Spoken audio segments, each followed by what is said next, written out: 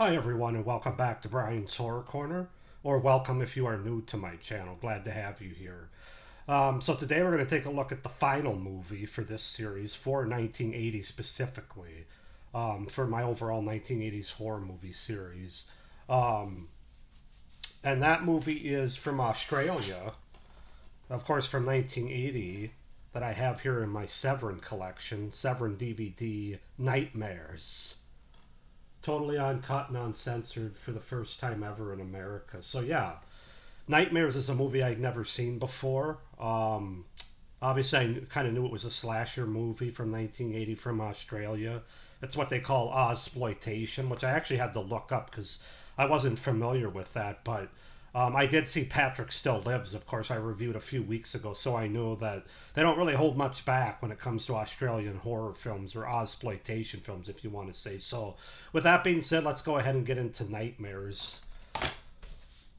So, Nightmares, also known as Stage Fright. So we have not to be confused with the 1987 movie Stage Fright. And I think there's also a movie even after that from the 2010s, if I'm not mistaken. So a lot of movies called Stage Fright out there. But Nightmares in the US, I think it was Stage Fright in Australia.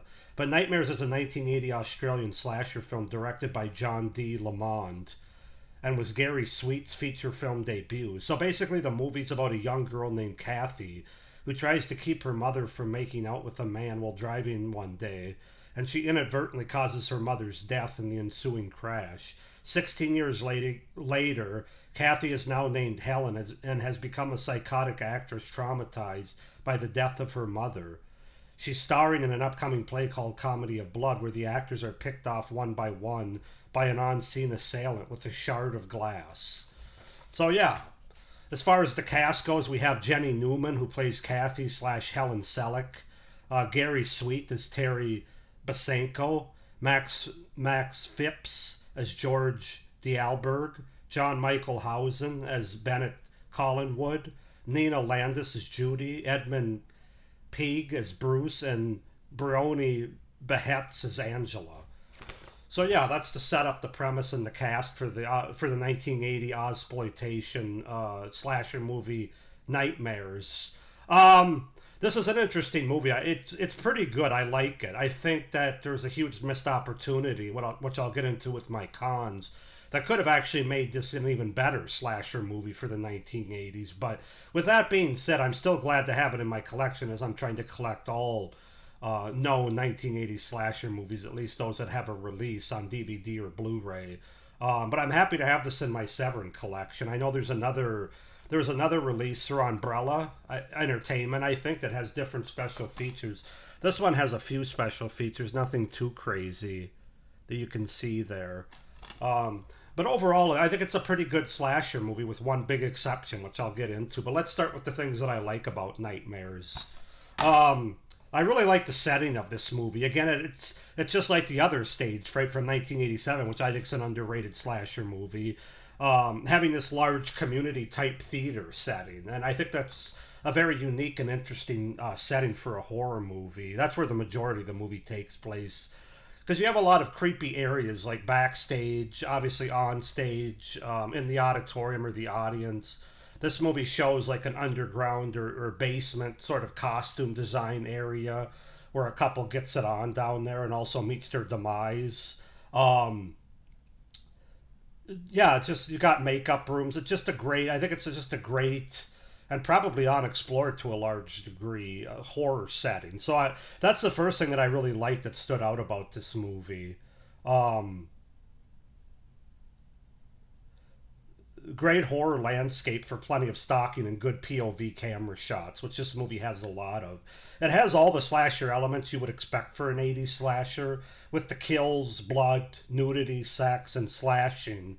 Some of those more than others. So yeah, I mean, you can definitely feel comfortable if you haven't seen this before that you are seeing a slasher movie. There's some slasher movies that don't really slash all that much. Some of which I own and have yet to see, like something like Scream, not the from 1981, not the one from the 90s. But anyway, it's definitely a slasher movie. I like the unique weapon that's used by the killer.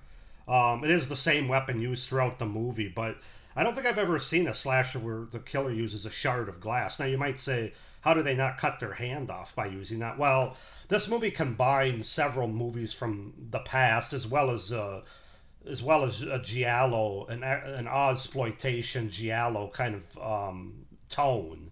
So of course the killer's wearing rubber black gloves, basically, like you would see in a giallo movie, and so I'm sure that's what keeps them from not cutting the hell out of their hand. But yeah, the killer uses shards of glass, whether it be from a broken window, a broken mirror, anything that would give you a shard of glass. That's what they use as their weapon of choice.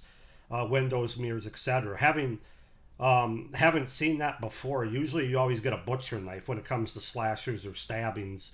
Thought the weapon served its purpose for why it was being used as well, given the story, especially once the killer is revealed, which is pretty early in the movie. We'll get into that.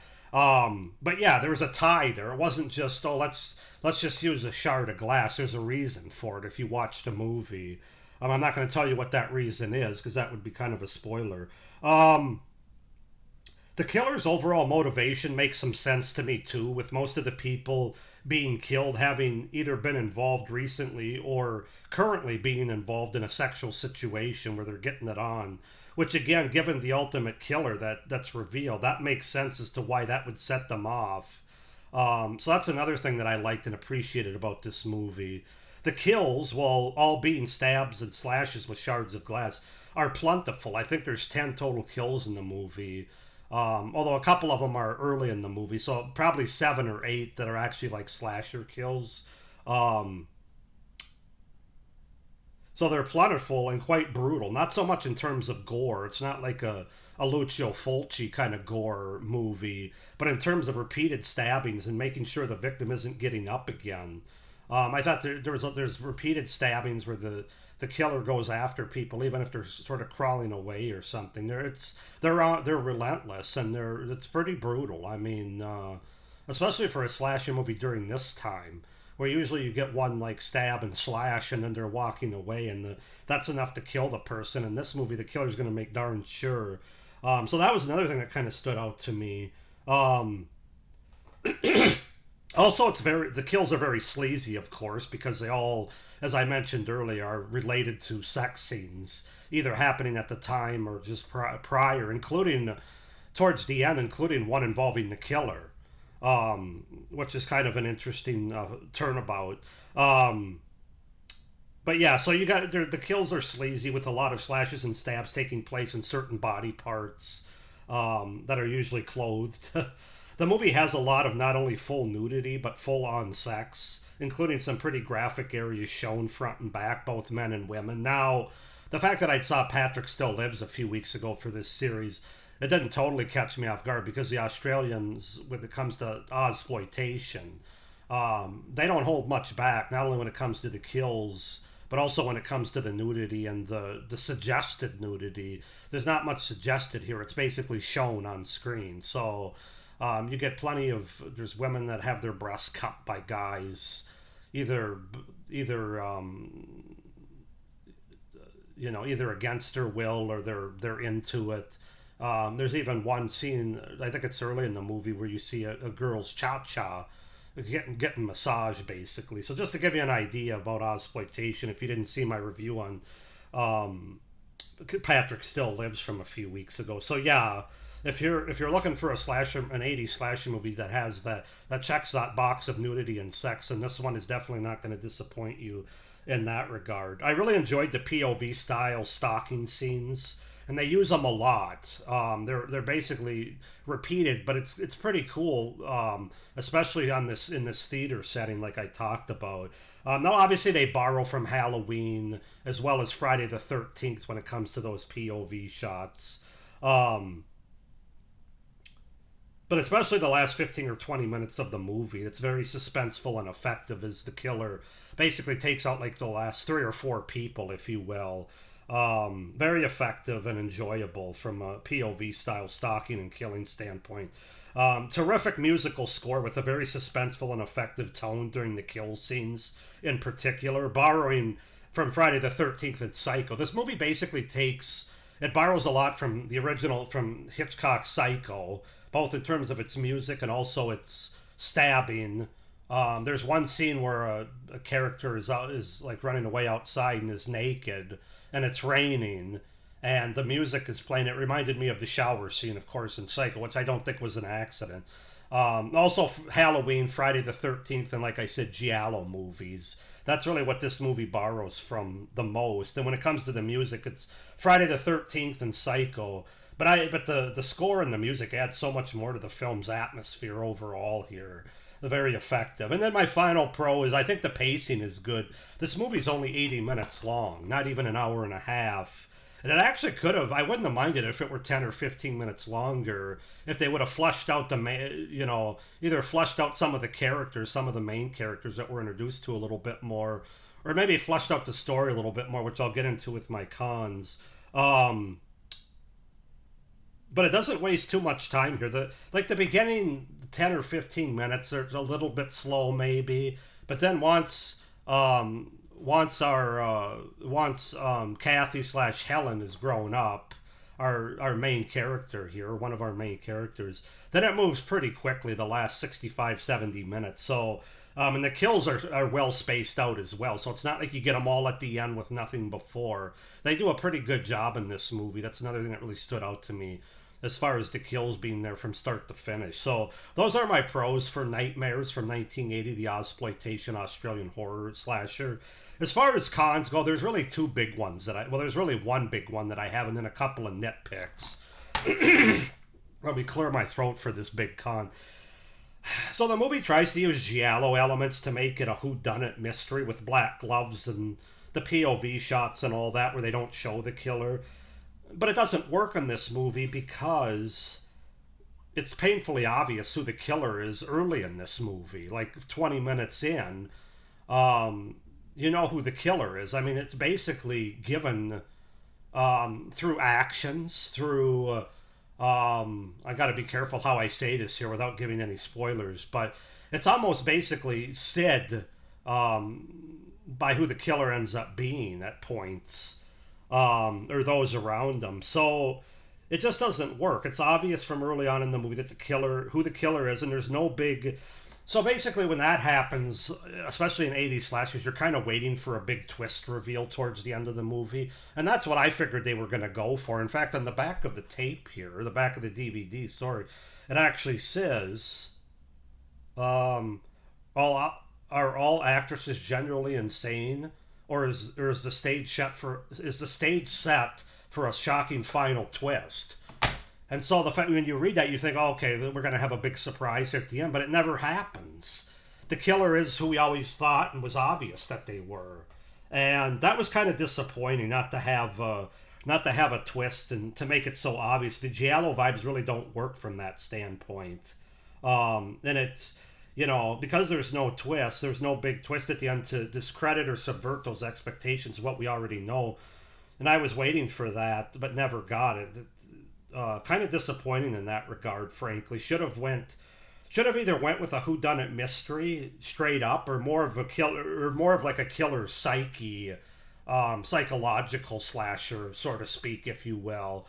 And they try to combine the two, and it just doesn't work. It just... The story, there's not much story to begin with, and it's not flushed out because they try to do this combination of a giallo, which means a whodunit mystery. But like I said, we know who the killer is, and they don't subvert our expectations away from that throughout the movie. So, why are you having scenes, these POV scenes, which are nicely done, the camera shots and stuff, trying to act like we don't know who the killer is and we don't want to show their face? We already know who the killer is. So... that's the big thing that doesn't work for this movie. That's the area where I think if they would have just gone in one direction or the other, this movie might even be considered a higher slasher for the 1980s. But that was a big con there that really holds it back. But they shouldn't have done both. The other con I have is the movie has some pretty rough editing and transitions between scenes. I especially noticed it like the first 45 minutes of the movie.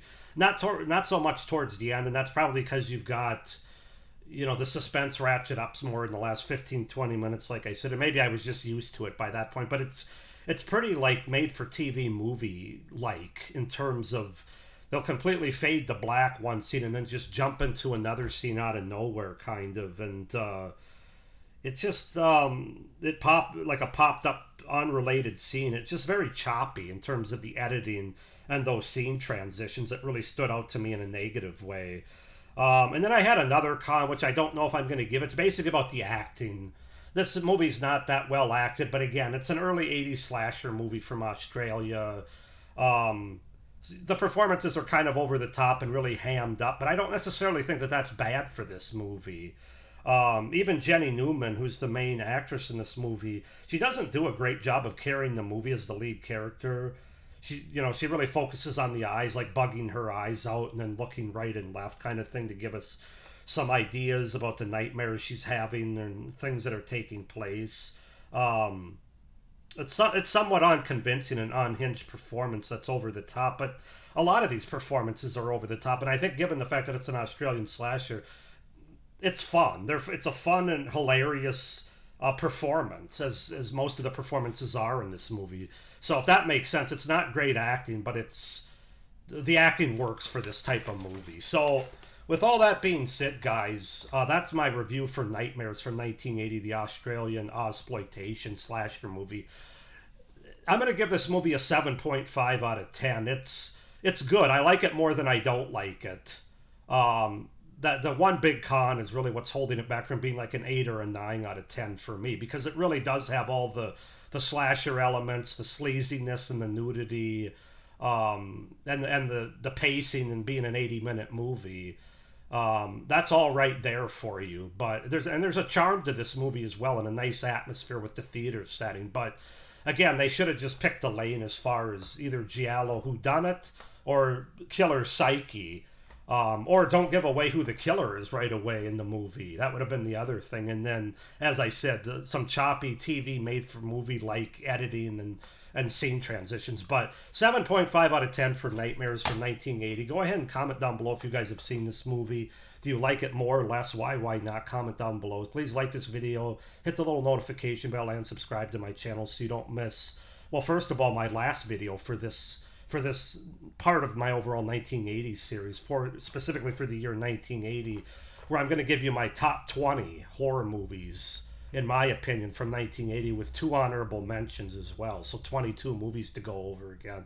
And also just kind of a wrap up for my overall thoughts about 1980 horror. To wrap up this series. That'll be dropping in a couple days here, but you also don't want to miss my other great horror content coming out after this series and throughout the rest of the year. So with that being said, I hope everybody's doing well. I hope you enjoyed this review and you're enjoying this series. And as always, stay scared. Bye.